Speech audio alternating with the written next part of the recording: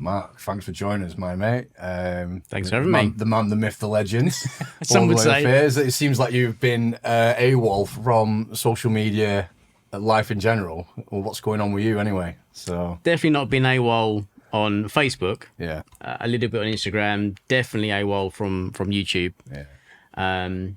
I'm actually going to start without giving any spoilers that I want to apologize in advance. Right, okay. Because it might come across like I'm a sandwich of a picnic at times. I'm not going to lie. Because that's about right. That's because on the treatment, right, that I was receiving, I have these moments where I can hear a word, I can see a word, I can't say the word. Right, okay. And it's not that I don't know what it is. It's like do you know that thing in the sky? Yeah. You know that thing that's kind of warm. The big ball of gas in the sky Yeah. that we in the Northwest don't see on a regular basis. Yeah. I think sun. That's the one. But I can hear it, I can see it. I don't know what it's called. I just can't get the word out. It's really annoying. But hopefully, it'll be okay. Is that like down to like the treatment you've been having, etc.? Yeah, it's like it's messed up with the cognitive side of things a little bit. So and it's the obvious things that I know. Yeah. Sometimes I'll say something or remember something. I'm like, how did I remember that? Yeah. Or how did I know what that meant? But it's the simple, real simple stuff. Yeah. I'm like, I can't say it. So what exactly? Why then have you been away then for so long? What's happened? You've been happening in the background. So for those that don't know. For those that don't know, I was re-diagnosed with skin cancer last February. Yeah. So what's that? 2024. Yeah, yeah. And I was literally only given the all clear the spring before in 2023 from the first time round. That's good news at least, anyway. But it came back super quick, and it came back a lot more vicious than the first time. And I think a lot of people's immediate thought might think, well, you work outside, you know, it's obvious you got burnt or whatever, but it's actually not the case. Yeah, yeah. There's two forms of skin cancer. There's the outside in, Yeah. like sun exposure, things like that, and there's also the inside out, where it develops from the inside and comes out. And mine was the latter. So basically, it just got to the point where I worked as much as I could. I was given the full diagnosis of stage 4 metastasized melanoma, which basically means that's gone to your lymph system. I mean, most people in stage 4, there's almost that, oh shit, you know, like. There's no stages after that. No, well, you know, none that don't involve a headstone, generally speaking. Exactly. Because it's serious. And, Yeah. You know, I've had family members suffer from cancer, and they're very much a case of not necessarily skin cancer. It's more like bone cancer and pancreatic cancer and stuff like that. And when you hear stage 4, there's almost that inevitable resignation that there's nothing you can do and blah blah. But it's not always the case, and it's good to hear, like I say, even though you went to stage 4 with your cancer, that obviously you're still here, you're still alive, still kicking, still gobby, etc. You know, which is great. Well, I knew I was in trouble because obviously the time before was stage 3, so I was fully aware of what stage 3 looked like, and this was like way worse, and it was way more dramatic, and I was like, yeah, I'm in trouble. But in typical me, I was like, okay. Speaking to the oncologist, like, this is your treatment plan. Yeah. So originally it was meant to be a 2-year treatment plan in total, with an initial, like we do first cleans and then the maintenance clean. It's a similar thing. There was this initial treatment period and then going on to a maintenance period for up to 2 years. So it's going to be every 3 weeks I'd have treatment. So in my head, I went, great. I'd have treatment on that day, have a week off, go back to work for 2 weeks, have my treatment, have a week off, and I thought, easy.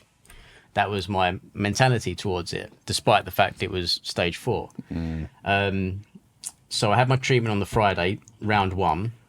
I started having side effects before I even got home on the train. So, like, what kind of side effects were you experiencing and stuff like that? My first one, my obvious one, was I had, what's that thing, sty that grows on your eye? Oh, yeah. Never had one before in my life. Yeah. And I'm literally on the train, I'm like, kind of feel something there. By the time I've got home and looked in the mirror, and we're talking door to door,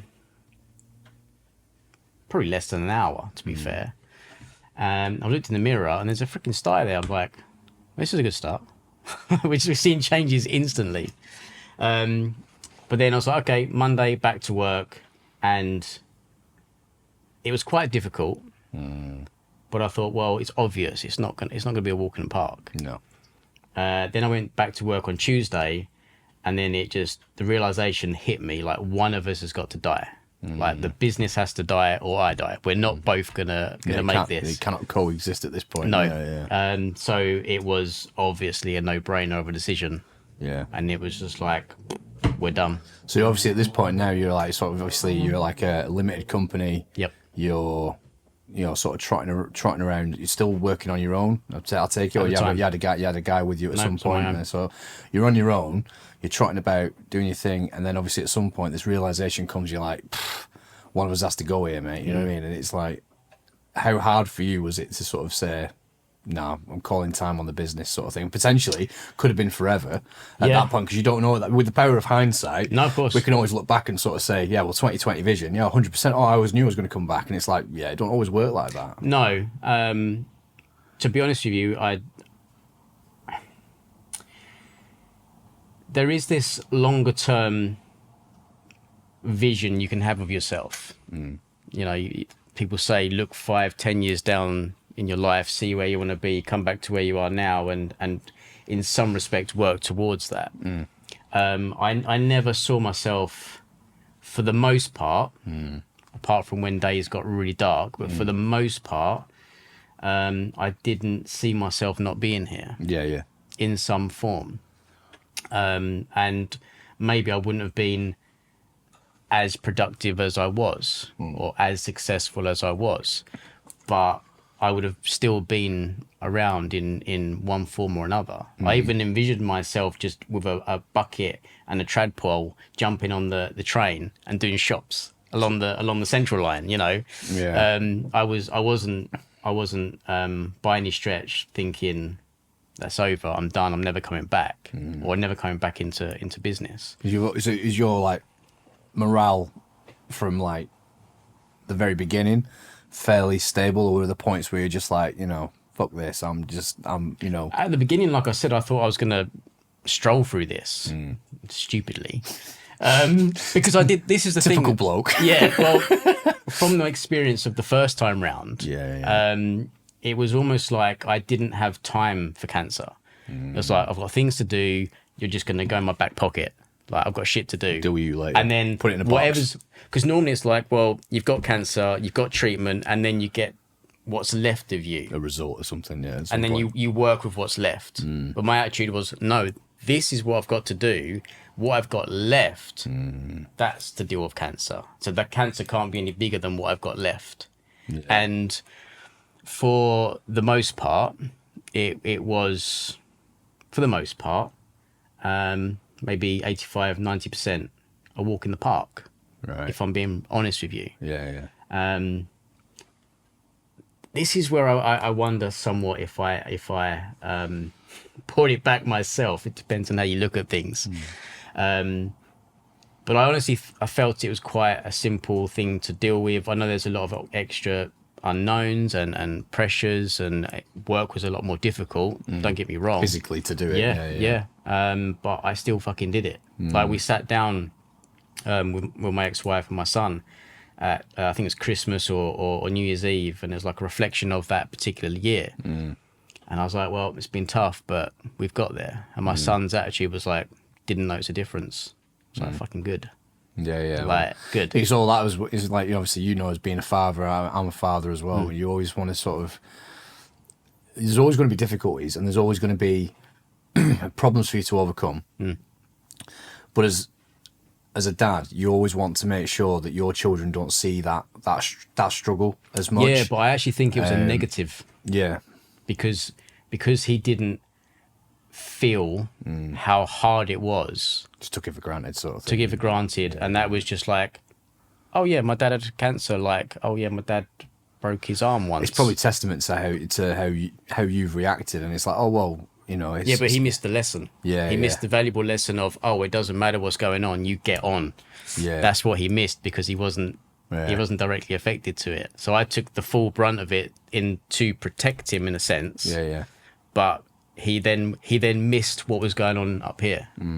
We've had many conversations since then, and he's got more of a, and obviously second time round as well. Yeah, got more of an awareness now. Much more of awareness, but at the time, completely, in one respect, ignorant to it, but in another respect, negatively ignorant to it as well. Yeah. So obviously you've got your health, you've got your family life coinciding, but then you throw into that the business. I mean, just how big an impact was that on you on your day to day? Bear in mind, you're on your own. You're talking about the first time or second time? Well, like I say, to be honest with you, they put are a bit more meat on the bones about obviously from where the differences from the first time round to like the second time round, because obviously we've spoken offline about it and how just for a few hours. Well, just for a few hours, in the pub. From about 7 hours offline. You're welcome. So, Yeah. But the thing is, joking aside though, is like for those that don't know, what kind of impact for the first time did it have on you versus the second time, and was it different? Because the thing is, people will say about cancer, and it's one thing if you're an employee because you've got rights, you've got a bit of top cover, you've got a bit of a bit of a cushioning, if you like, from the government in the form of statutory sick pay, all this sort of stuff. You do get some tax credits and stuff like that. I mean, financially, how big a burden was it to sort of juggle all three things: your health, your family, and your business? Well, to be honest, like first time round was one type of life that I was living, and in that void between first time and second time round, I made a lot of changes in my own personal life. I left my wife not long after I was given the all clear.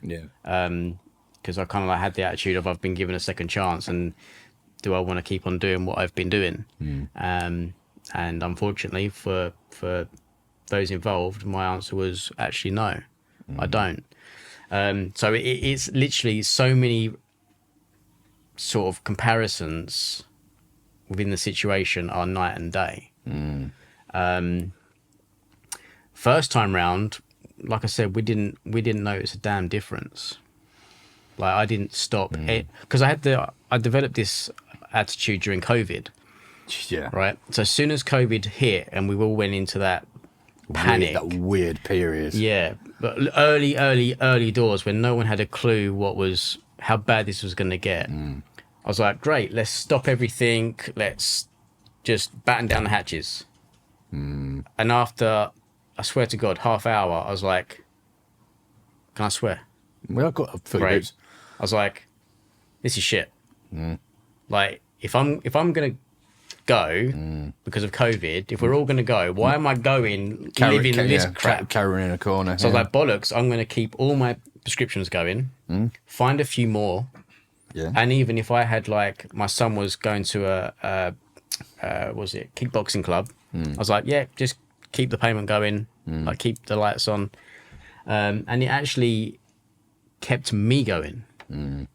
Because that sense of continuity and all that. Yeah, I had a responsibility. Yeah. So when the cancer came around the first time, I deployed the same attitude. Like, we're not stopping any subscriptions. We're not cutting back on anything. Not planning for the worst. Absolutely not. You're just going to go, I'll beat it, sort of thing. And I had the attitude the whole time. Every time it got a little bit challenging, I was like, I can just see myself, bang, hitting the bell. I could just see it. I never got to hit the bell. No. But it's that you're all clear situation. Yeah. But the second time round, like I said, completely different life, completely different setup. And I didn't really have much choice. Like I said, it was like, if I keep the business, I'm not going to be here to run it. So either way, the business dies eventually. Yeah. It's not so much dies, but I mean, as again, with the power of hindsight, we can look at it and sort of say it's more of a speed bump than a fucking dead end. It's more of a speed bump because obviously you've continued to build on it. You like you say, you're reclaiming what was effectively yours. But I didn't know how it was going to be. But at the time, you didn't know. Yeah. So I think there's a lesson there in almost like, well, even if you have to temporarily stop your business, doesn't mean you can't restart it. It's by no means necessarily a dead stop. It's more of a right. Okay, this is an obstacle. This is a speed bump. it's going to slow us down. It's going to be a pain in the ass, but we'll get over it. We'll get through it, and we'll just carry on. Yeah, it definitely wasn't that attitude. But that attitude at the time, you're almost like, oh, Christ, you know, it's like, right, done, sort of. It was literally the case of like my tattoo there, Stowe's window cleaning. As its thing, its own entity, was like shut the doors, and that was it. End of. I let everyone know the situation with the proposed treatment plan of how long it's roughly going to be, and I ended up being off work for best part of a year, and I thought I'd be back to work within 3 months, naively.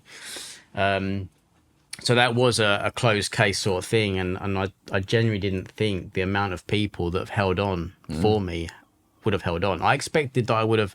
You mean your customers, as in your window cleaning customers and stuff like that? I think it's unfair to call them customers. They're clients more than customers. Fair enough. I don't even think that's enough. They're advocates of me, maybe. They're part of my community. They back you. Yeah, and there was a couple of occasions, once or twice, when things got really, really, really bad, and I started thinking about, okay, well, my family that I'm living with, I have now, don't financially rely on me. They're okay. My son's grown up. He's going to be off doing his own thing. Like, just, I was looking at all these sections. I'm like, they're going to be okay. They're going to be okay. They're going to be okay. And then it got to like the last section, which was my community, which is like people online or even physically my community and my clients and things like that. And I'm like, they're expecting me to get up. They're expecting me to send that message to say, hey, I'm back. So I guess I'm getting up. Oh, good. Like I say, it's funny with that. I've said many a time online, and I suppose it's a bit different in a lot of respects. Customers, I always say customers aren't your friends. And stuff like that. There is a customers aren't your friends. It's a transactional thing, and I think in a lot of cases, 100% it is. If you've not built that rapport and stuff, it is. But there are always that hardcore of customer that are a little bit. It's like the guys and girls that were with you when you were that little ladder and bucket, and just that guy sort of going around doing bits and stuff like that. Your little hardcore of followers that go, yes mate, happy days, people that are really chuffed for you. And then there's obviously the transactional side and stuff like that. So to be fair, I probably, hearing you talk about this a bit more, sort of, I probably have a bit more an appreciation for those that have been with us from day one. Not that I ever took them for granted, but it's almost like it's another perspective, if you like. And obviously I've never gone through what you've gone through. Hope you never I hope I never do, touch wood. But then we had a conversation, didn't we, about the other night about, it's like 1 in 2 people. It's 1 in 2, yeah, unfortunately. That's incredible. It's like 50% of the population at some point will be touched by this. Yeah. But and on the flip side, the survival rate is higher. 100%. That doesn't make it any easier going through it. No. And then when you hear some of the stuff, and obviously we all know someone that's very unfortunately passed, or we know someone whose family member has passed as a result of it, sort of thing, and it doesn't make it any less scary. It doesn't take away from the struggle. No. But it certainly gives you a bit of perspective. 100%. We've got more hope, but at the same time, I think more needs to be done to sort of, raise awareness of it and ultimately try and kick its ass, basically. But yeah, no, it's incredible hearing, that side of it. Do you think the struggle has kind of made you, more resilient ongoing as a person mentally? Are you more, or is there an area? I think I always have been. I have, some people have bucket lists of things they want to achieve in life. Yeah. Yeah. Mine was twisted. How's that? Well, some people want to see like, Taj Mahal and all these kind of things. Mine was being homeless, dealing with recession, dealing with either war or pandemic. That was actually on my list. Sorry, guys, I caused it. You dreamt it. Yeah. Did I say being homeless? Yes. Right. Tick that one off. And cancer. And so I didn't have just like an illness. I literally had cancer. That's all right. So put more. So what? Explain that then. Why was that almost a thing in your head then? Because I've just found over my life, like upbringing, rather. Roger. It's not word things. The first one. It's that them words again. You Exactly. Maybe not necessarily that whole list, but you'd have scenarios where people like they would excuse why they haven't done something because they come from a broken home, because they've got no qualifications, because they was homeless, because of X, Y, and Z. And I was like, something out of their control, perceived at least. Yeah, I was like, okay, then I want that to be my list, and I want to make sure that every time I go into that situation, that I come out slightly better. That was a twisted ambition of mine. Certainly not so much an ambition, I would have thought, but it's more like a stoic viewpoint where it's almost like if you can overcome that, you can overcome anything, sort of thing. Yeah, and there's always like COVID and all these kind of things, all these things through history, and obviously you're big on history too. There is always winners and losers out of any situation. Right. Any difficulty always produces its winners and those that get left behind. Probably 99% of the time, the winners by choice and the losers by choice. Not always. I'd say a lot of the time it's like there's a situation here, I can't do anything. I'm a victim to the situation, right? Just accept it. Or you go, okay, this is a bit of a struggle. What's my move? What can I do? What can I do to improve the situation? I've been saying this for a number of years, and again, when I started my channel, and we talk a bit about mindset, talk about growth, talk about how it doesn't really matter where you start is not necessarily a choice, but where you end up. For sure. You have a large amount of choice in where you end up. And it's not about settling for, you're looking at the situation you're in a shit sandwich and everyone's got to take a bite. You ultimately have a choice as to where you end up, or a good portion of the direction you can travel is down to you. It's not always down to just if you sit back and just sort of accept what's coming. And, there's an element of being stoic, but stoic is accepting that the situation is tough and it is what it is. You've just got to get through it. There's an element of stoicism, but stoicism in my eyes is like, it's almost an acceptance. Things are just the way they are. Yep. There has to be something beyond that, which is, all right, it's shit now. We're going to use this as ammunition to push me on. If I have, and if I have even a 2% say in the direction my life's going to go, then I'm still going to take it. And I think, you've demonstrated that through like the cancer and the struggle, and like you say with your personal life. And that was the last tick on the list. I've completed it now. So you're done now. That's cool. Everything is uphill from here. My single bucket list is done. Yeah, no, fair. It's like it's all downhill from here now. You're laughing. It's fine now. But it's interesting when you hear about how people have struggled and then they come out on the back of it, and it's almost, there's a reflection to sort of go, it was awful, it was hell, but I'm a better person for it. I kind of for sure. don't take things for granted as much as what I used to, blah, blah. Yeah. And it's much the same way for me, certain large parts of my life and stuff like that as well. And I identify that 100% with, that coming out the other side of a struggle and being better for it. Do you think that, a large chunk of, if you like, this generation of people that are coming through, do you think that there is a degree of hopelessness, that people just accept things as the way they are? What stops people from, getting the most out of their potential? I don't think it's not a generational thing. No. Absolutely not. It's something that's gone on indefinitely from mankind. Yeah. I think the issue with even my generation and since, they haven't really, if you think about it, haven't really had a struggle. No. Even COVID wasn't a struggle. Okay. For some people, it would 100% would have been, but it's not in the grand scheme of things. Was your water still running during COVID? Yeah. Could you turn your heating on? 100%. Could you turn your TV on? Yeah. Could you get your phone out and video call your aunt and uncle? 100%. Of course you fucking could. But on the other side of that, that's not a struggle. To you and me, that's not a struggle. I don't know. Did I struggle? Yeah, I did. I'll be honest with you. The reason that I struggled was not because I didn't have to worry about where the water was coming from, didn't have to worry about the lights coming on, didn't have to worry about food being in the fridge. Yeah. My struggle was being inside of 4 walls for a good chunk of the day. I get cabin fever. I'm like, I need to get out. Okay. I need to get out. I'm not built for this. So I did that literally for one day. Yeah. Like they had the warning came out. I think it was like a Monday night. Yeah. Lockdown happened the next day, and I was straight onto the government website. It was 2 days. We got locked down 2 days before my youngest daughter's birthday. Right. Because we were due to go to Pizza Hut for her birthday, Right, and it never happened for a year. We never went out for an entire year, and that stands out in my mind. But from the perspective of literally not being the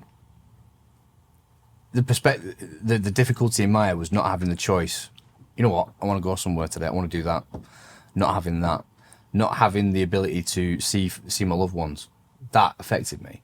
And you can make a big play of it, and sort of say, oh well, it's not that hard to deal with. And yeah, cool, I respect that. For some people, it's not. But in the grand scheme of things, there are people who,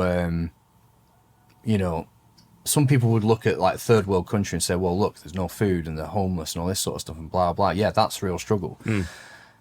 I would say complete lack of freedom. I'm quite a free-spirited person. Yeah. I do things sometimes quite impulsively.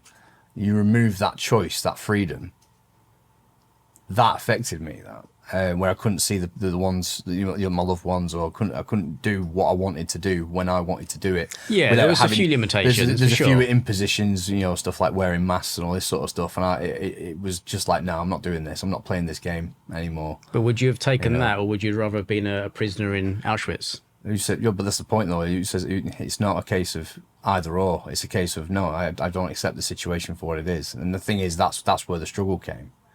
But I don't know. That's how I position things in my life. But a lot of the time, when I think this is a little bit difficult. I mean, I look at it from the perspective I've mentioned, obviously, in the past about my military service and stuff like that, and obviously the struggles and all that sort of stuff I've been through, and which by the way pale into comparison with guys that came before us in World War II and stuff. There's no comparison between my military service and theirs. Their sacrifice is way in excess of ours. The technology that we have now makes doing that role so much less risky, so much less intense to some extent. You know what I mean?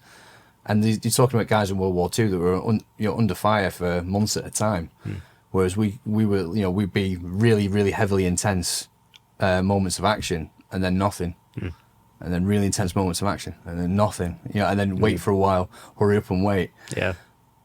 So that side of it, struggle wise mentally, yeah, I look at that and go, it didn't make it didn't make going through what we went through any less stressful than them, because it's all perspective, isn't it? Yeah.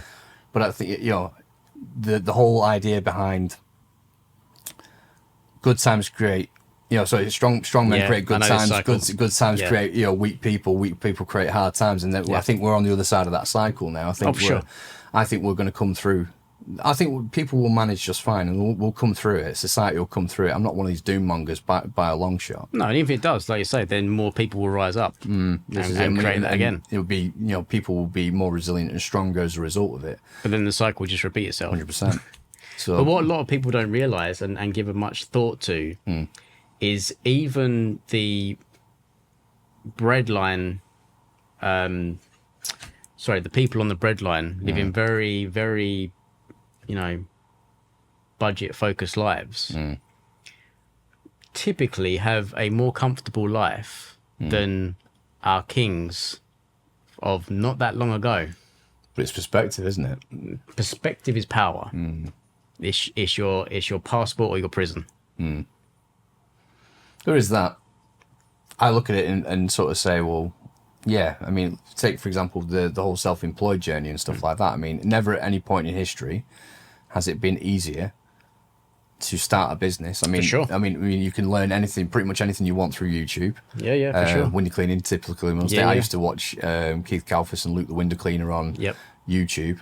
And I remember thinking, right, well, I can blade a window and learn that properly and refine that technique and and sell that as a service, 100%. Yeah.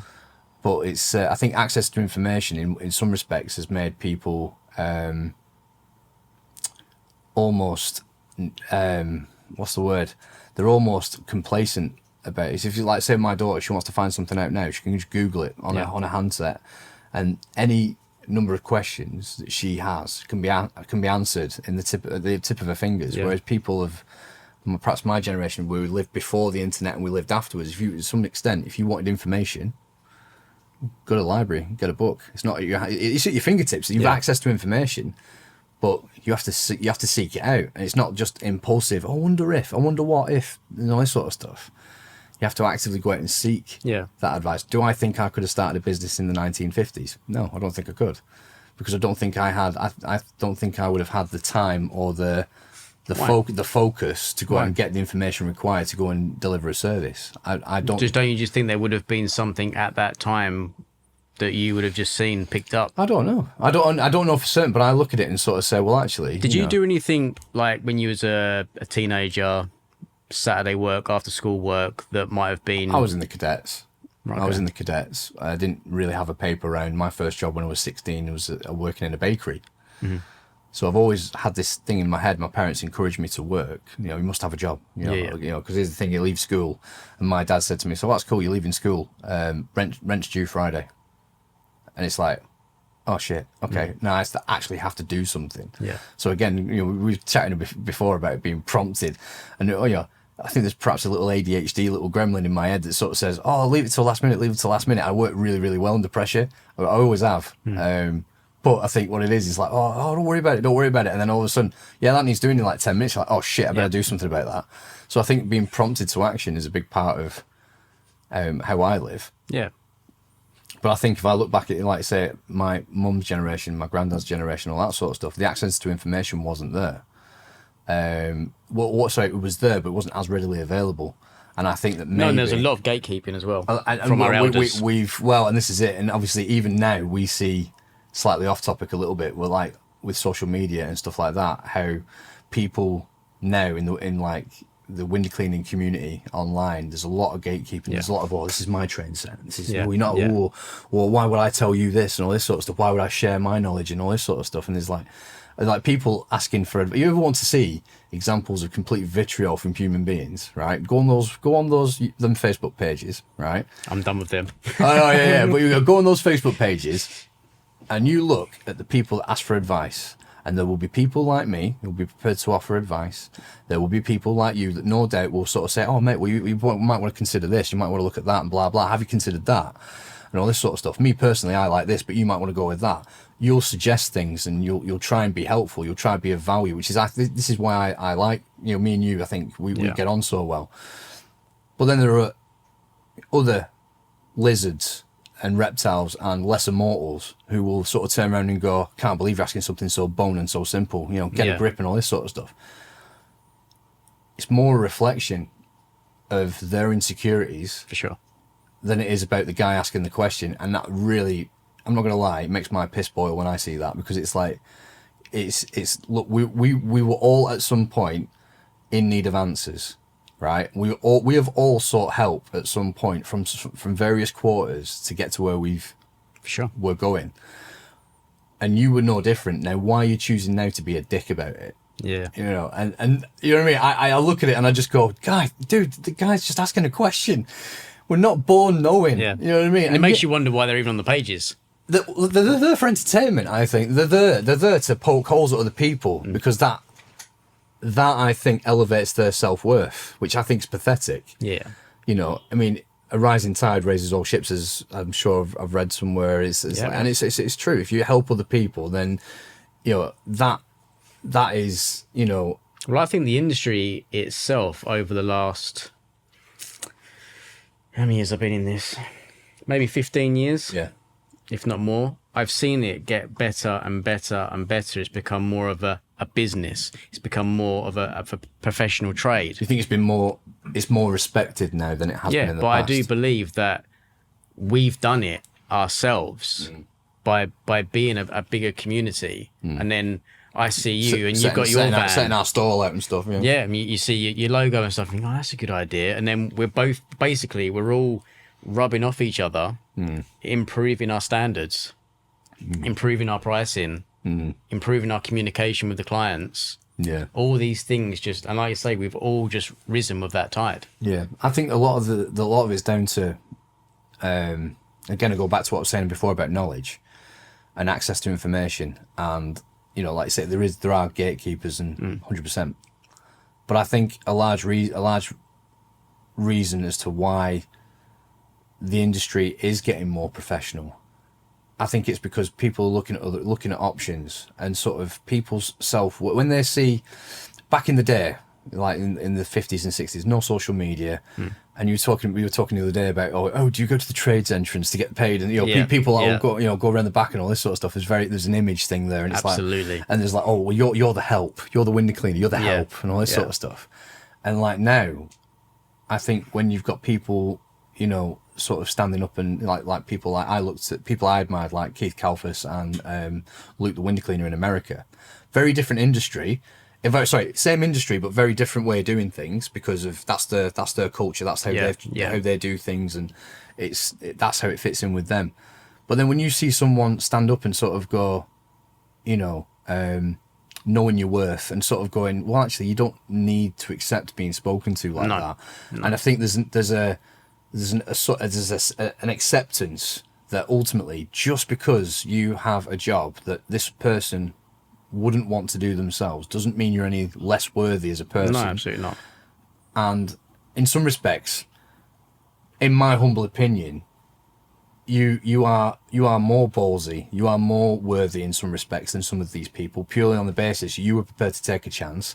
You give zero fucks as to what other people think about your choice of living, your choice of how you make money. Choice of van. Choice of van. If anyone's seen Mark's van, it's like it does. I mean, you don't mind me saying, it does look like a laser guided bomb's hit it. To be fair, yeah, but, it does. But it's one of those. It's recognisable if nothing else.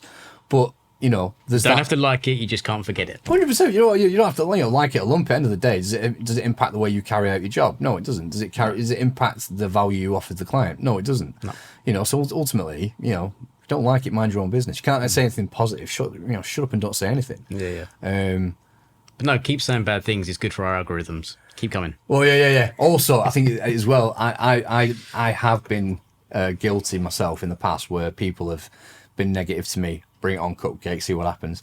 I use it as fuel sometimes. It's like I've always had that, even as a youngster, had that chip on my shoulder where it was like, you can't do that, you shouldn't do that, blah blah. I mean, and there's that small part of me, even as a 10, 11-year-old child, was like, fucking watch me. You know what I mean? Oh, you can't do that. Fucking watch me. Just try me. Yeah. You know what I mean? And I've always had to try and sort of prove other people wrong. Now, obviously, I don't think like that now. No. And I've like to think I've grown as a person, but there's that element in there which sort of goes, well, I can do that. I can achieve what I want to achieve. And people have looked at the way when I started my business at the very beginning. Again, it was out of necessity, not want. Mm-hmm. I didn't particularly. It's not that I didn't want to be a window cleaner. I knew I wanted to be self-employed. I didn't want to work for someone. I didn't want to be beholden to someone else. Yeah. I didn't know what exactly that was. But I always knew that, there was another way. There was something better. And, I look at Jack's behind the camera right now, and obviously Jack will know, that, self-employed is the way to go, 100%. Being in charge of your own train set is fantastic. Yeah. And it wouldn't matter if it was doing something to do with that, or if it was being an electrician, or if it was being a guy that fixes gutters, or it wouldn't be, or like putting tyres on vans. It wouldn't really matter what that was, as long as I didn't have to answer to someone as a boss. Yeah. And I'm sure you can relate to that as well. Oh, I found out really early doors. My dad always said to me, when you get a job, go to work, do your job, keep your mouth shut, and go home. That didn't last very long. Yeah, climb the greasy pole. And literally, as soon as I get to these places, for some reason, I don't know why, I just had the ability to see things differently that would enhance the situation. And I'd be like, so how do you mean then? So go back to when I worked in a car showroom. Yeah. Right. For whatever reason, I can never imagine you working in a car showroom. I was a tea boy. Right. Okay. Cleaning cars, sweeping the floor, making teas for clients that came in. A golfer. Yeah. Go for this, go for that. Yeah, exactly. And for some reason, I could just look at the showroom and go, it's off. Like, that should be over here and that should be there. Yeah. This is the reason why. I would bring it up in conversation, and it would just be like, "Go and sweep the floor." You're just a T-boy. Yeah. Yeah, But then ironically, stay in your lane. But then ironically, like I wouldn't work weekends, and I come in the following week and go, "It's been changed around," and then the owner would go, "Doesn't it look good, Mark? So and so done it. Like the manager suggested we do it." I'm like, "Motherfucker." And that was repeated. It's like, well, that's a good idea. I wonder where you got that from. And you're like, me. Yeah, exactly. And that repeated like multiple times in the very few jobs I had. Yeah. And I was like, do you know what? If no one's going to freaking listen to these ideas that for some reason I know are going to work. You're not going to be rewarded where you are. No.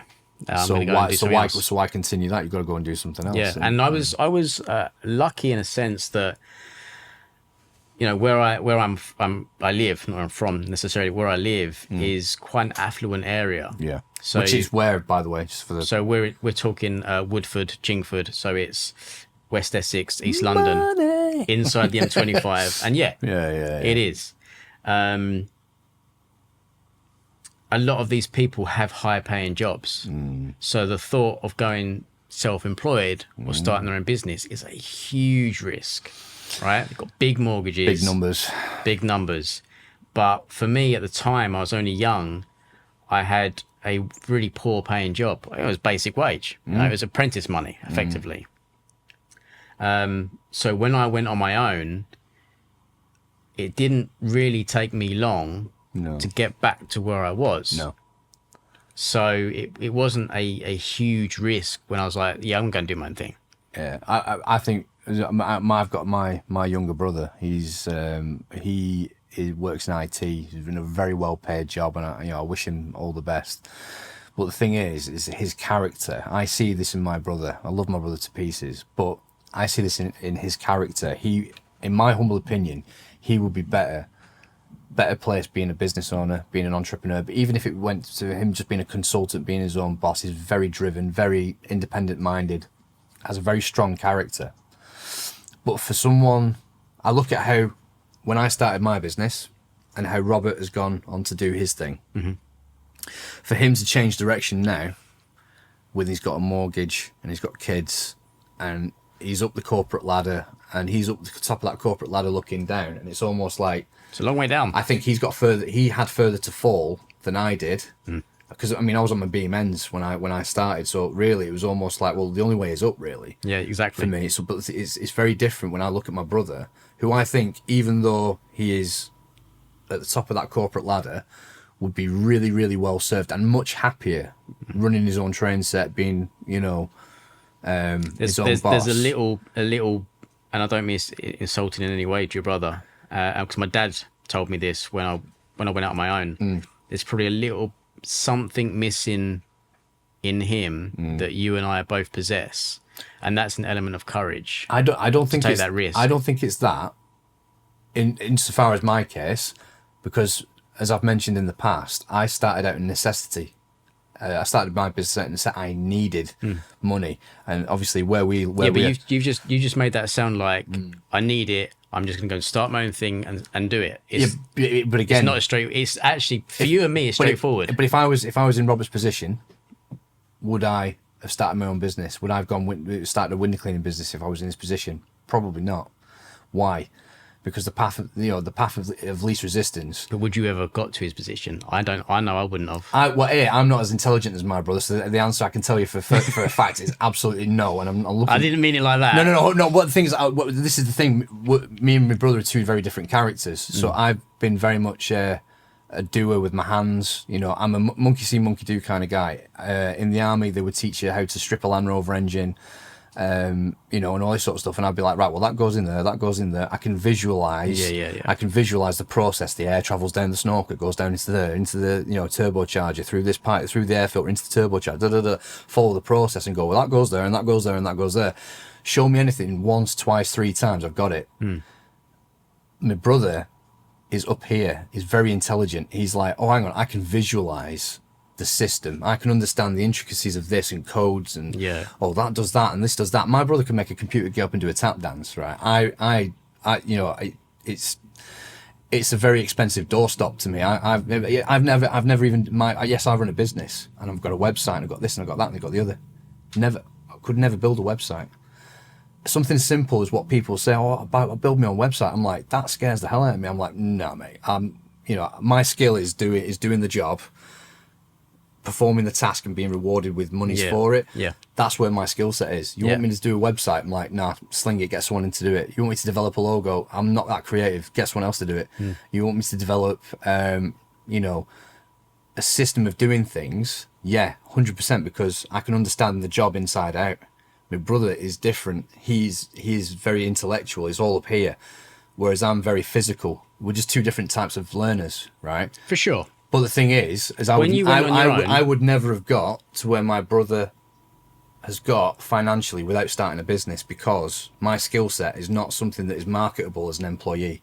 No, exactly. I couldn't get paid this amount by getting a job. Hell no. It's not because we get paid ridiculous amounts of money. It's because the value of what you do. Yeah. It's because the value of what you do when you work for someone else has a ceiling. But when you perform that as your own boss and you can bring other people in and you can have employees, yes, 100%. The potential is higher, a lot higher for me in terms of my earnings, because I can ultimately, put another van on the road, put another guy in it. Yep. If I wanted to, I could probably grow it even further and even further. I've set myself a top limit of 4 vehicles, and then we'll evaluate whether we go from there. So I'm not one of these people who go, right, okay, well, I'll put a van on the road every year for the next 10 years. And people in this industry do exist, the likes of, I know, for example, Phil, who's been on the podcast with us a number of times. If he really, really wanted to, he could put a new van on the road every 6 weeks. And at one point had 5 vans and a unit and office staff and all this sort of stuff. And he scaled it right back because the stress was just overwhelming him. There is that saying, though, but I'm not that guy. I'm the guy that sort of says, right, I'm going to get to 4 vans, right? I'm going to make sure we're successful, make sure we're well-heeled, etc. And then I'm going to evaluate next steps. I'm not going to push it until it stops working. Well, this is the thing. There's this saying that you either need 1 van or 1 location for your coffee shop or 10. That bit in between 2 and 9 is where it gets a little bit tricky. I've had people turn around and say that. Don't ask me. I've never had more than 1. Which is fair enough. That's just what I've heard.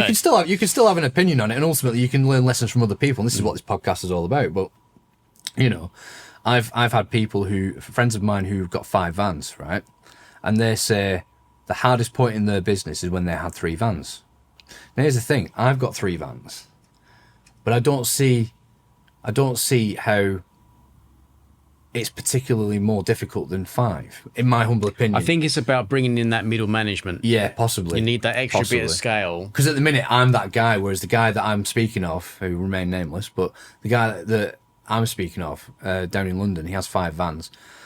He, generally speaking, will attend the office, fix a few bits of broken bits, delegate the tasks out to the team, and then he'll go and play golf in the afternoon and network with other business owners and stuff like that. Fair play. That's if you playing golf, floats your boat. I mean, I couldn't hit. I mean, there's a running joke in my business, which is like, someone said, "Oh, do you want to go play golf, Chris?" And it was like, I said, "Well, put it this way: if Elon Musk wants to find water on the surface of Mars, all you got to do is send me with a golf club. I will find water in 5 minutes flat, mate. My ball. If there is water on Mars, my ball will be right in the middle of it." So I was saying before, what's the name when you've got like 5 vans, delegating the stuff out to teams. And again, he's mentioned to me that the most difficult part of his business is when he had 3 vans. I imagine as well because he was perhaps on the tools more than I am, which is by the by, and that's fine. But his perception was, you've got 3 vans, that's the most difficult part of your business, because when you've got 1 van with say 2 guys in it, they're off doing what they're doing, window cleaning all day, 2-man system, quite happy. You're trotting around in your van doing quotes and this, that and the other.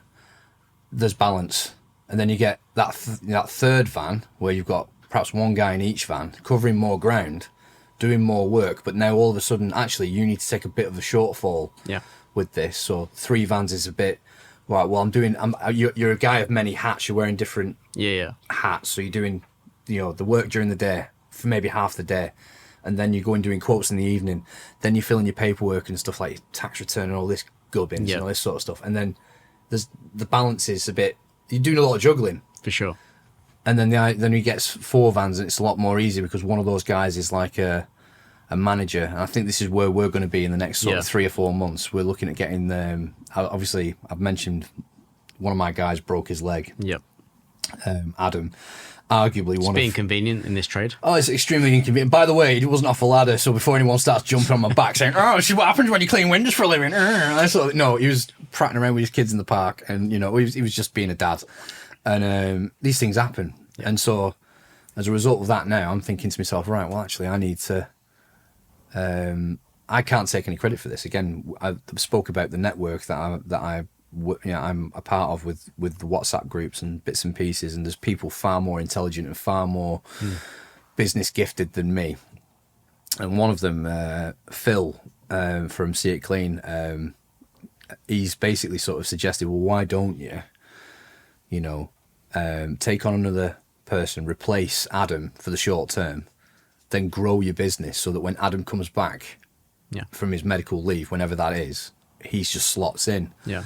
And obviously I've spoken about making Adam the manager. He's currently the de facto manager as things stand anyway, because if something breaks, I lean on him quite a bit. He does a lot of debt chasing and all this sort of stuff. So it makes sense. This is what they were saying between the 1 van and the 10 vans. And I'm sure there's people on there that have got 6 vans and they're doing absolutely great. You've got 3 vans, you're doing great. The point is when you get to like the 10 van volume is you've got all this middle management structure in place that actually the business runs day in, day out, grows day in, day out without you doing anything. Or not so much without you doing anything, but without you physically doing the job of cleaning windows. Not even in the office taking calls, doing quotes. That's all systemized by the people that are working with you. You have to get to that level. When you get to that level, I imagine pretty much, and again, I'm not there yet, but I imagine that work starts becoming a choice as to what you choose to do within that operation rather than necessity. Whereas like right now, there are jobs that I don't know. I think there'll always be a necessity because as you get bigger, you need to consume more work. 100%. To keep that machine going. Do more quotes and be more labour intensive. So you're not making it any easier for me. Cheers, mate. Thanks for that. I'm more demoralised. Was it say you don't get easy? It doesn't get easier, you get better. Oh, 100%. So I have actually said that as well. So there you go. So yeah, 100%. So where then in that scale do you find yourself then? Are you looking at sort of potentially what your options going forward, your plans? Before I go into that, I want to just quickly scale back to, do you know when you said you started through necessity? Yes. Did you have a child on the way? I had. So Sophia was very young. I think she was under 4. And sorry, she was 2 when we moved up here into my mother-in-law's house. And Amy was a bump.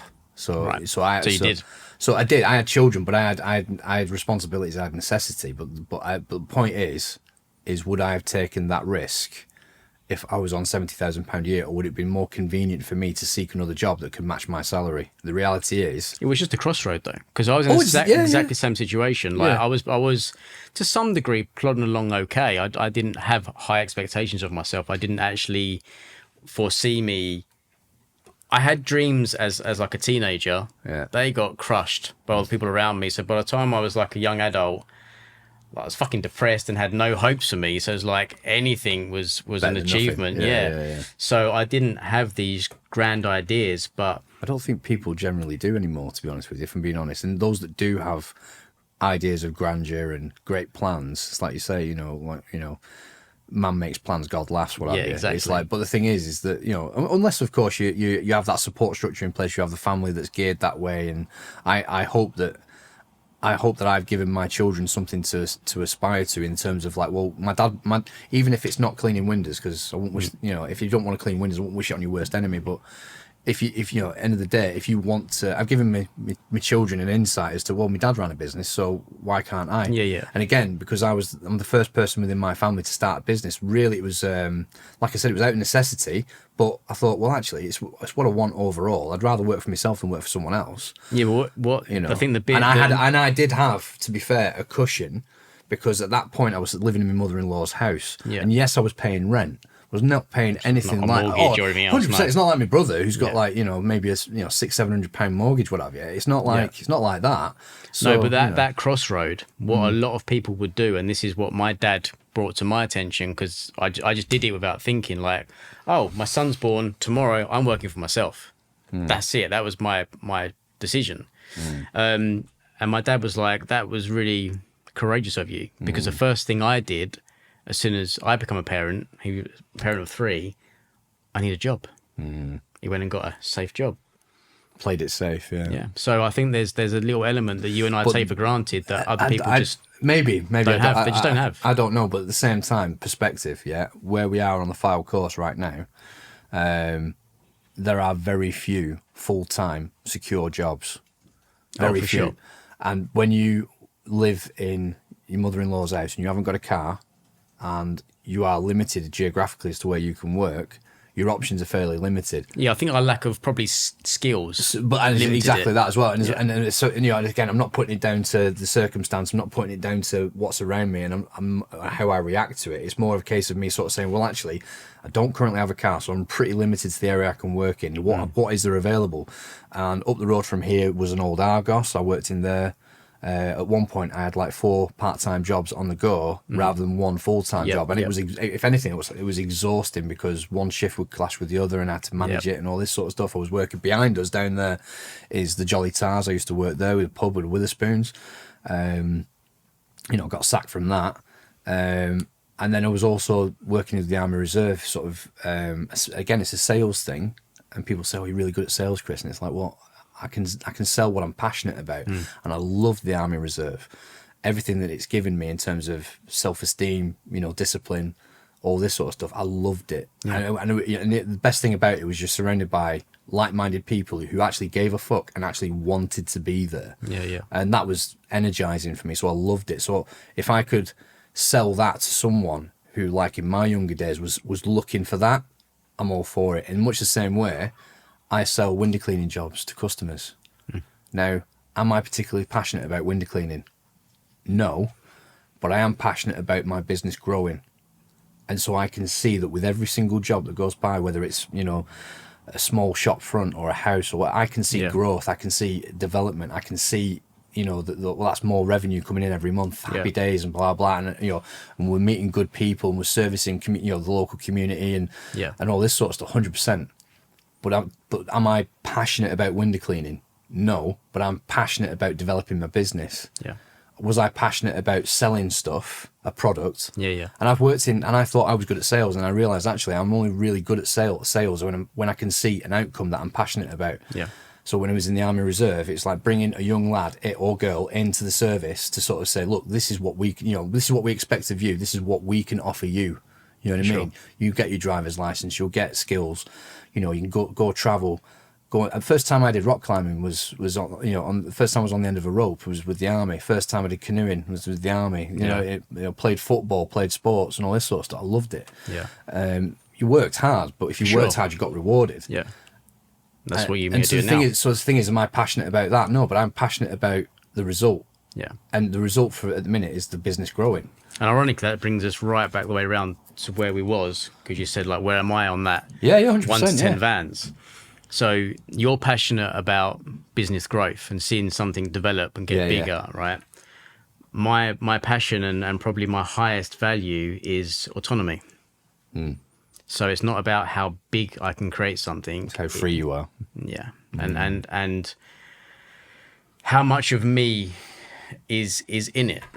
So it's like, well, my van is done a particular way because that's what I want. That's what I want to be driving, not because that's what looks good when I'm outside someone's house. So talk about that van, because obviously a lot of people would be like, that perhaps don't know who you are, or I'll have to send you a picture. You can lay it over the top of this. Yeah, 100%. It's like your van. Let's be honest. I mean, I'm going to be generous and say it does look a little beaten up. Let's be honest with you. Yeah. But I suppose that reflects your character a little bit.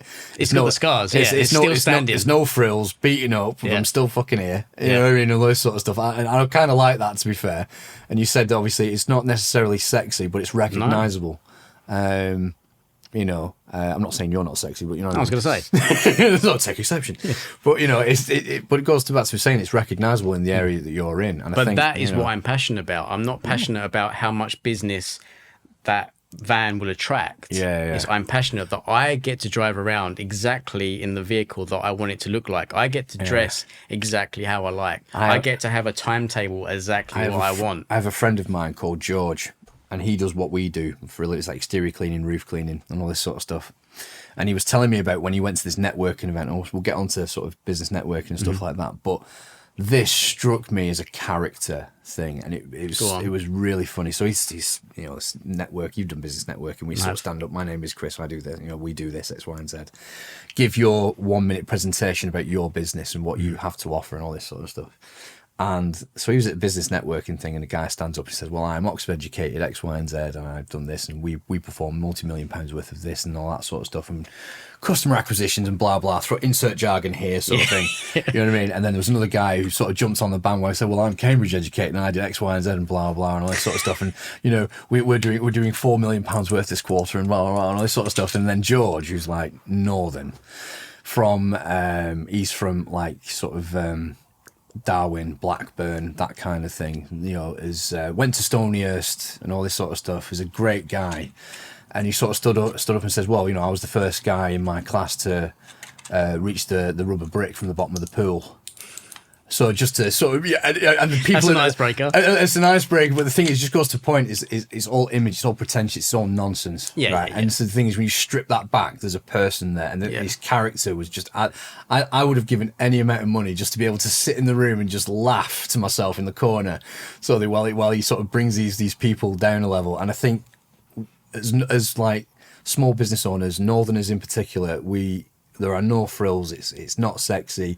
It is what it is, right? And you can sort of turn around and sort of say, well, we turn over £4 million a quarter, and it's like, mate, a clean window's for a living. What are you going to do? You know, it's like, look, you know, it doesn't mean we have no value, but we just don't take ourselves so seriously. And I think some of us do. And I think, you know, going back to you saying with your van and stuff like that, and saying about how it's like, look, you know, we're the best one in the world. It's a van. It works. It's recognisable. Yeah, all right. You might think it looks like a bag of shit, but ultimately it's mine. It's mine. You know, it's my train set.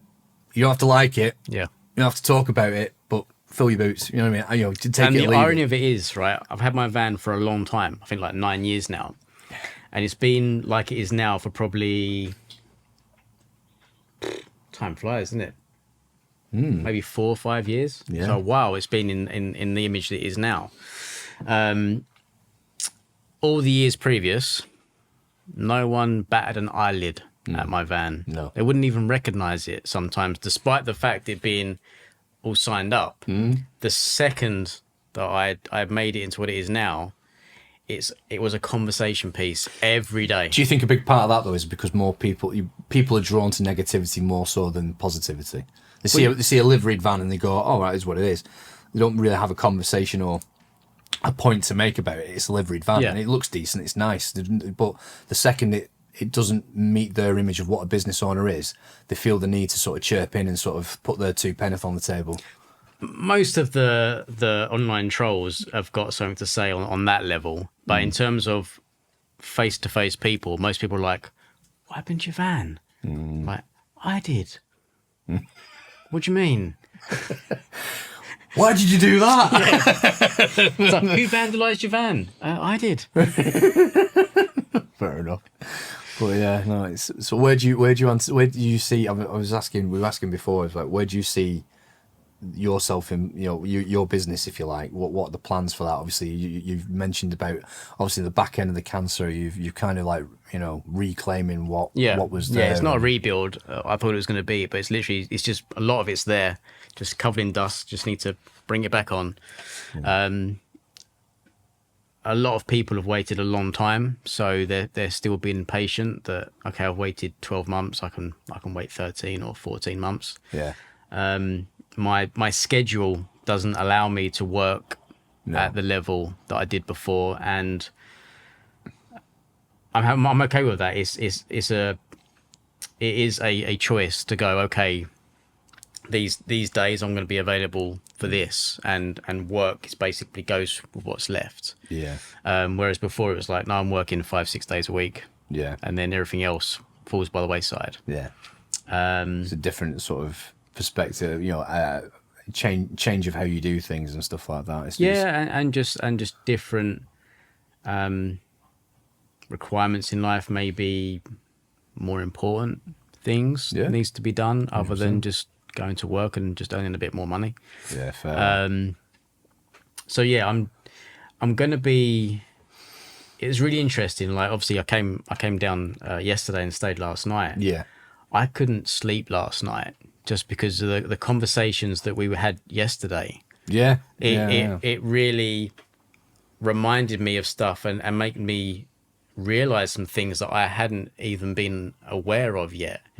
And one of those things is, even though it's not a rebuild from scratch, I feel as fierce and as sharp as I did way back when, like 19 years ago. Your desire is still there to... It's a whole new desire. Because before it was like... So what happened was I grew the business to a point of I'm doing way better than I thought I could. But what I was doing, I was taking all day, every day to fulfill that amount. But then my level of growth, rather than getting bigger, it was actually... I was getting better. So I was getting the same amount in, but it was taking less and less and less and less time. So rather than just replenishing more work and getting more, I just stayed at the same level for a long time. And it just became a little bit way too casual. And it did, on a lot of levels,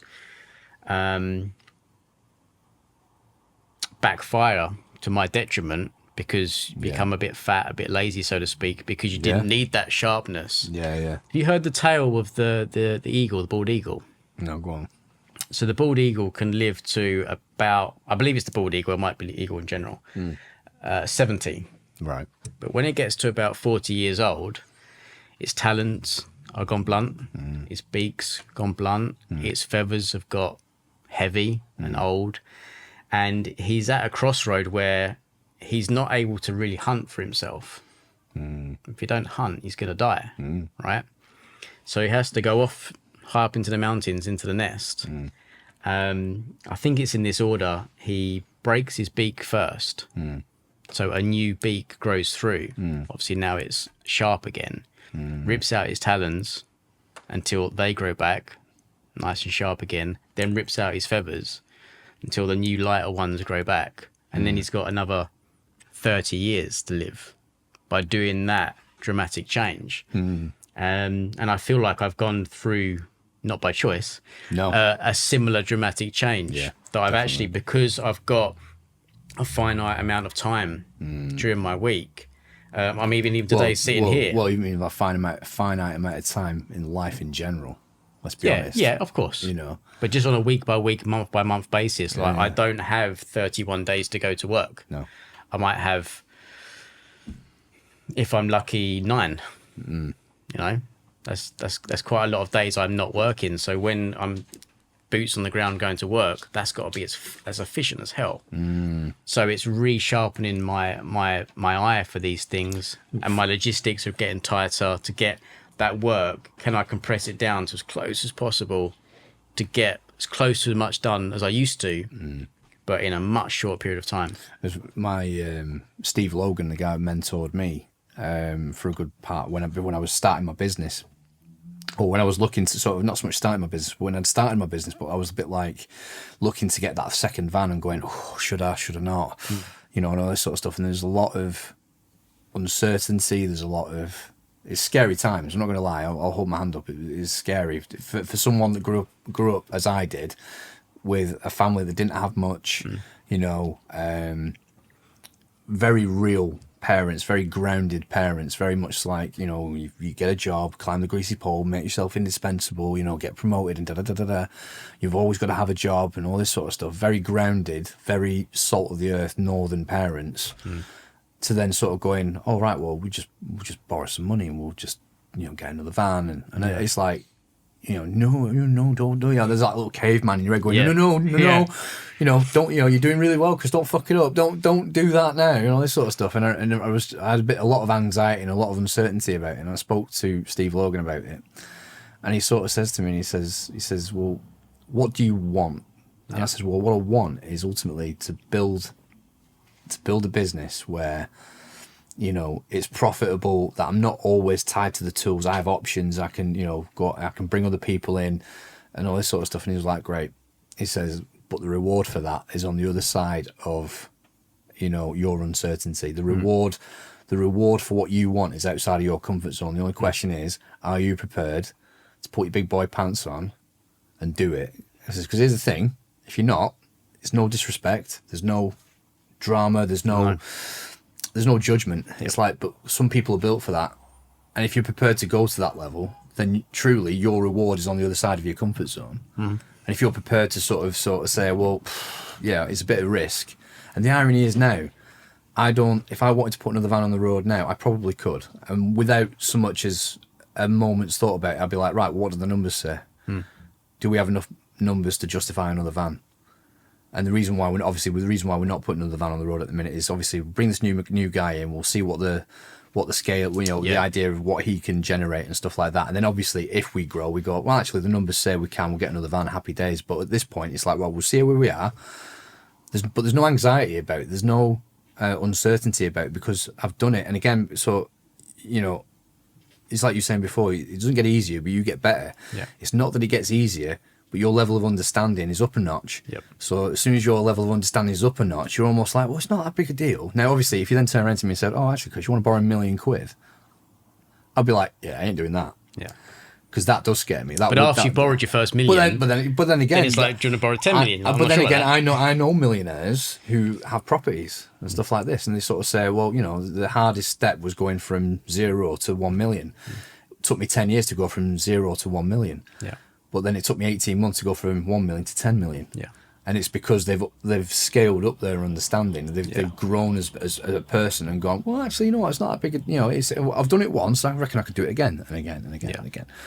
And it's all that growth and stuff like that. I look at, again, the whole reason why I started my actual YouTube channel.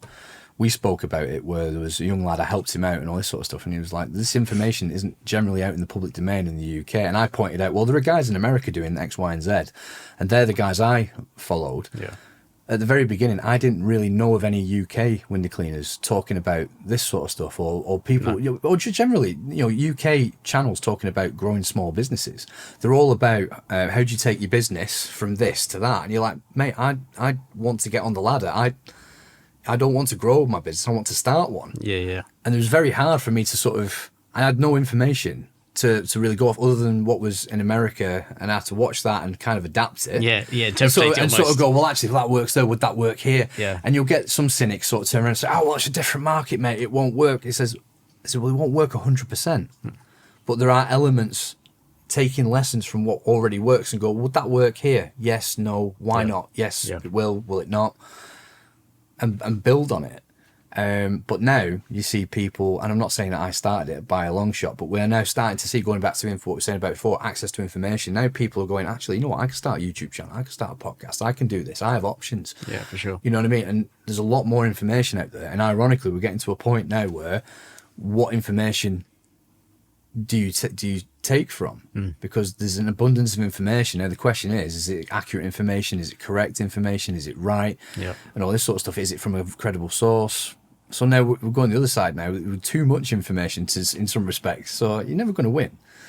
But yeah, no, it's I look at people like yourself and other people that have YouTube channels and bits and pieces and stuff like that, and there's so much information. Even though yes, all right, you might not have staff. You've obviously had staff in the past, and people that helped you and stuff in the past. Doesn't mean I can't learn lessons from you. And it's being humble enough or being worldly enough to go, well, here's the thing. Yeah, you might not be able to teach me about growing vehicle fleets and all this sort of stuff, but on a personal level, we can talk all things like life in general. And there's so much that for sure, we have as business owners that we can exchange information on. Yeah, The idea of being a self-made man is No, ridiculous. Ridiculous. You know? Even though I'm a solo operator, I have a community and clients all behind me that without all that lot, this self-made person wouldn't be self-made. Well, you're not self-made. No one is truly That's why it self-made, doesn't because exist. we're the products of interactions that we have on a day-to-day, aren't we? So it's like, we learn lessons, and we can decide whether to act on that information or just put it in your back pocket and just, and leave it, what have you. Yeah. Do you have a because I'm sure there's some people out there that do want to scale, don't know how they would recruit. Like, how do you know if you found someone that's worth keeping on? I think it just goes down to... Or do you not know until you don't know? I think there's characteristics. I think with people, and I've always said to people, it's easy. You can teach a skill. So if someone lacks skills, you can always teach skills. You can't teach character. Yeah. So, like, looking at the military, for example, they recruit a certain type of person. A person who is disciplined, who is driven. Generally speaking, you always get one reptile in there somewhere. Yeah, of course. But generally speaking, everyone wants to be there, or people that want to be there want a career, they want to do something with their life, right? So their attitude is on point, they're disciplined. And when they arrive at unit for the first time, they don't know their ass from their elbow. Everybody's like, I was like that, everybody's like that. Yeah. But then you interact with people that can teach you skills because you have the correct attitude, because you want to learn. You aspire to be like that person. You aspire to be like your sergeant major. You aspire to be like your sergeant. Yeah. You aspire to be like the corporal that's in charge of you. So your attitude is already on point. So we bring it back into like a small business. In my opinion, if you've got a good person, someone who at the root of them is a good person, that can show empathy, that can speak to an old lady and also speak to a chief executive, very different ways of speaking to people, but they can navigate socially. They can sort of say, well, actually, I don't talk to this chief executive in the same way I talk to Doreen down the street. Yeah. But they're cognizant of that. They go, they can have a conversation with anybody. Social people. They might lack skills, but their attitude is on point. That, for me, and I go back to what we said. We were talking at length last night about this, about how, obviously, I have a military background as an army reservist, and it's ironic that of the people that work for me currently and the new starter that's coming in Monday. So the new starter is ex-military. John, Big John, he's an ex-military medic, so he was in the Royal Army Medical Corps. Paul is one of my contractors on he's like self-employed subcontractor. He's ex-infantry in the army. So it's interesting how like attracts like. So obviously, when you speak to people and you kind of, it's very hard to explain this to, it's like attracts like. And if you attract people, you attract the positivity or negativity that comes back to you in truth. So if you're talking about how you speak to yourself, you was talking about depreciating sense of humour. It's very disarming, but sometimes you've got to be very careful how you talk to yourself. Yeah.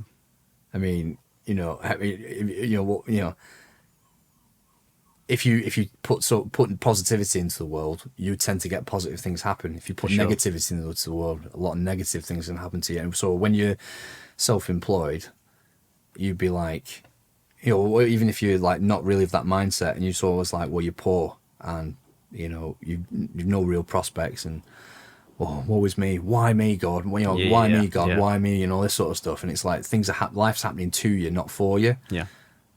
And if you soon start looking at the positives, even if it's like small positive wins, you're like, it's fine. I can still feed myself. I'm good.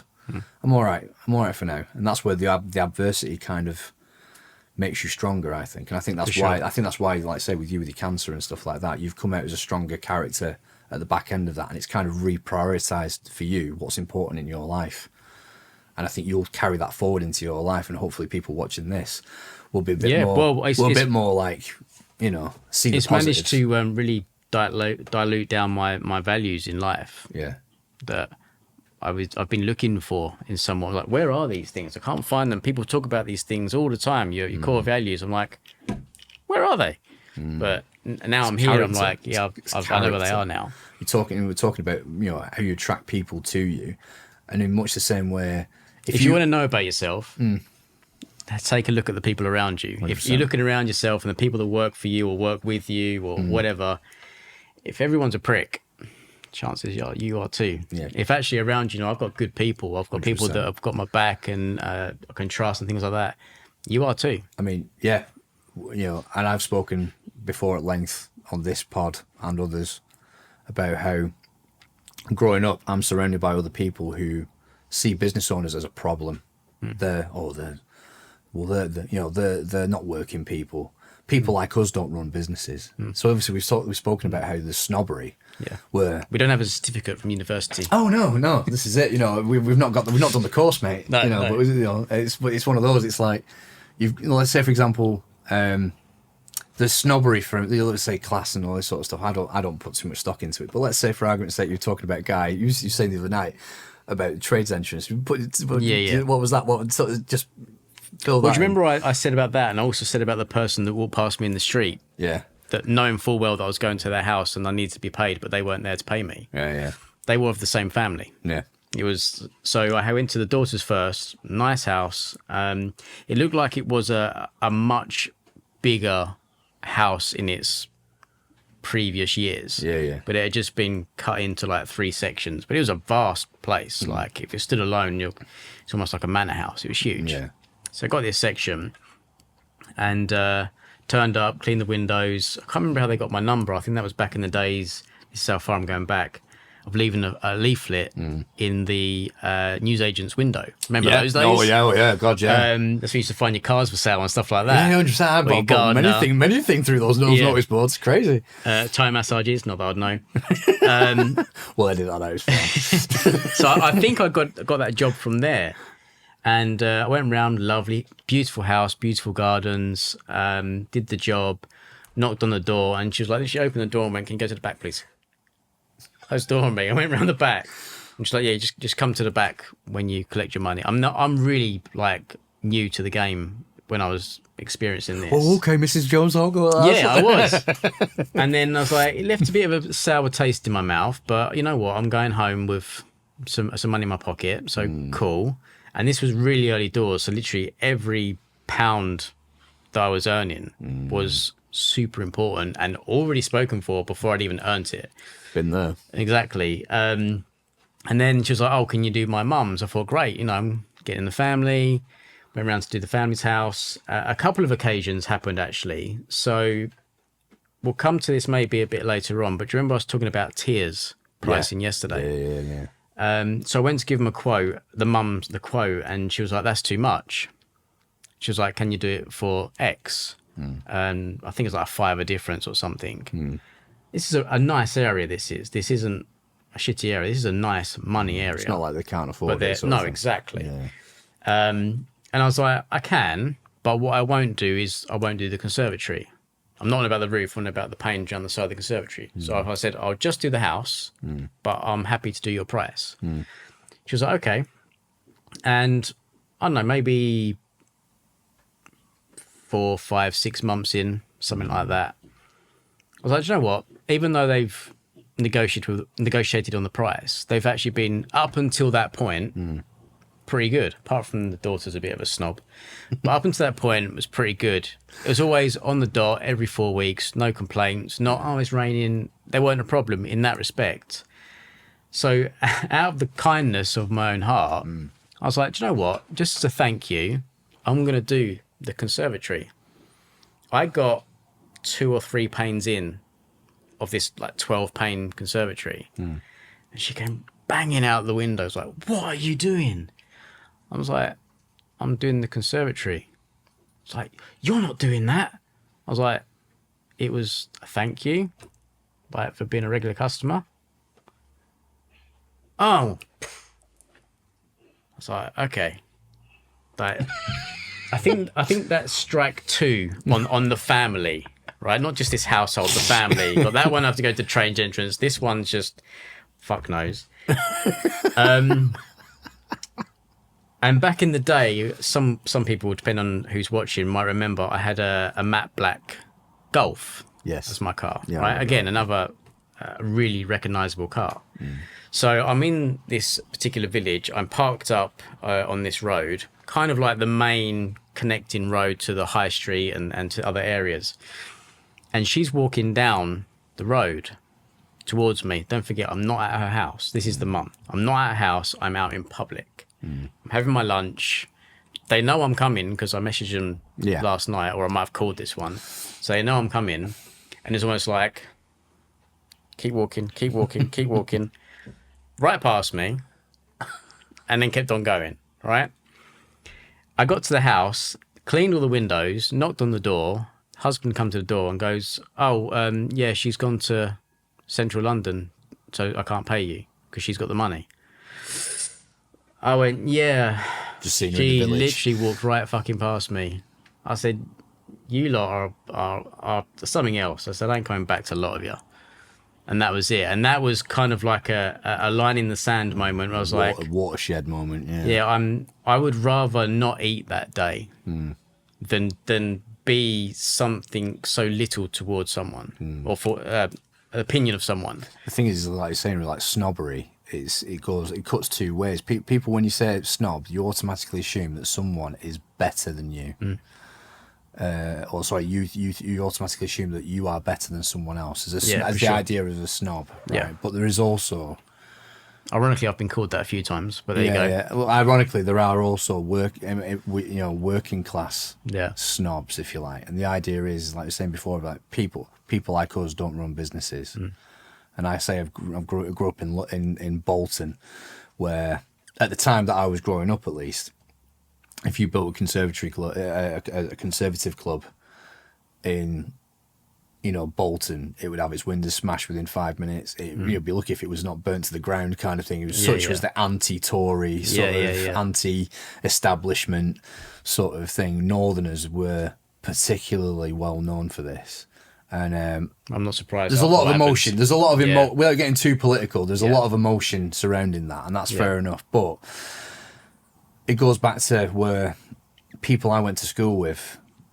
when they kind of found out that I was self-employed, they were a bit like, well, you know what, it won't last. It'll fall into one of two categories. You're either, it won't last. At some point, he'll cream in and he'll get a real job. He'll get a real job one day. You know what I mean? And then there's the other category where they were like, oh, well, you'll look at you and be like, it's all right for you. It's all right for you, mate. You're lucky, aren't you? This sort of stuff. And it's like, I was like, mate, lucky. Got no idea. Got nothing to do with it, mate. It's like, work my ass off. You know what I mean? It's like, the harder I work, the luckier I get, kind of thing. You know what I mean? It's nothing to do with it. So the thing is that snobbery cuts both ways. And yes, you've got your people, like your customers, like sort of hold the nose while they talk to you and stuff like that. Oh, you're only the help. You're only the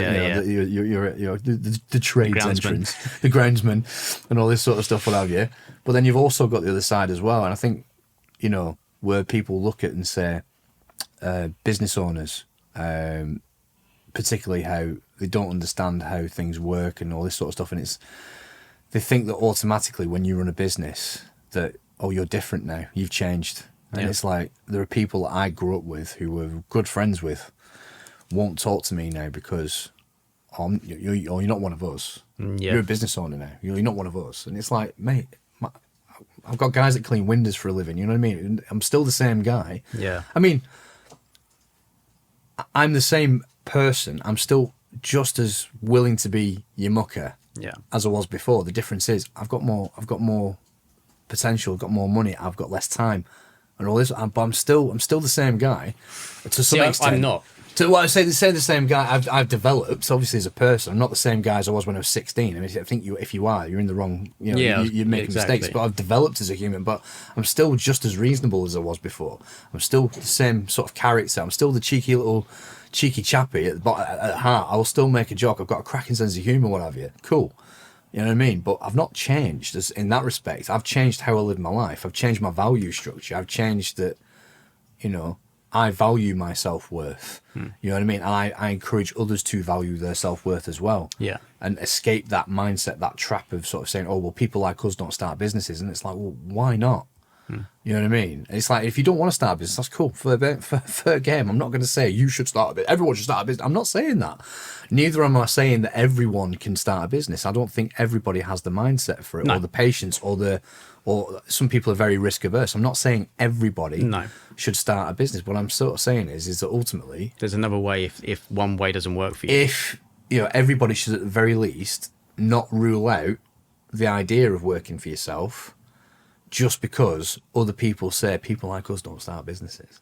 And that was very much a case of, that was very heavily ingrained into me, not necessarily by my parents, but I mean, maybe by my parents. My parents were very risk averse, didn't want me to borrow money, and they were worried about debt, and debt's a bad thing. We don't borrow money from there, and all this sort of stuff, and very risk averse and all this sort of stuff.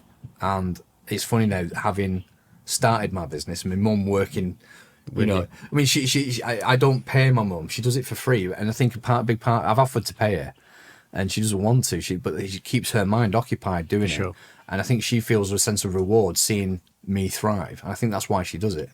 But she looks at how I've started a business now, and it's kind of opened up her eyes a little bit, and gone. She's almost gone. It's not It's not as difficult as what people think it is. No. I mean, yeah, sure, you got to take risks and you got to be patient. You got to do what other people have prepared. But everything's difficult. It's difficult to start your own business, but it's also difficult to go to work on someone else's clock. Yeah. That's difficult too. 100%. It's difficult when you've got to work Friday and you're going to miss your child's sports day because you work for someone else. People accept that they don't have a choice. People accept they don't have a choice, which is why it's easy, because if you don't accept you have a choice, you just like, oh, it's what it is, I'll just accept it. Now for me, it's like, oh, hang on a minute, I'm not sure about that, mate. I've got stuff to do, and I've made plans, and I want to live my life this way. See, for me, putting myself in other people's hands for a job terrifies me more. We were saying the other night about how, my brother ultimately is never no more than, as well paid as he is never more than upsetting one person away from losing his job. Yeah. And the reality we've got a buffer. We've got a buffer. I mean, I could upset. I mean, I'm not saying that I would, because I'm not that character. No, exactly. But I mean, ultimately, if I upset half of my customers, if I lost half of my customers, yes, all right, I might have to lay staff off, fine, but I will be able to feed my children. Yeah. So that gives me confidence to sort of say, well, I won't lose half my customers, and I want to keep paying staff and all this sort of stuff. But I'm not that one person from losing everything that I was when I lost my job. And it's the same if you work in a place where they have clients and customers, and they can have crappy clients or customers, and you've got to put up with them because the boss says you have to keep your job. Yeah. But whereas you and I are like, do you know what? I don't like you. Our value structures don't meet. Yeah. I don't think this is going to work. Yeah. A friend of mine who runs a window cleaning business, he was the same. He works down in Plymouth, and he was saying if he particularly doesn't if he thinks that this customer is going to be particularly different.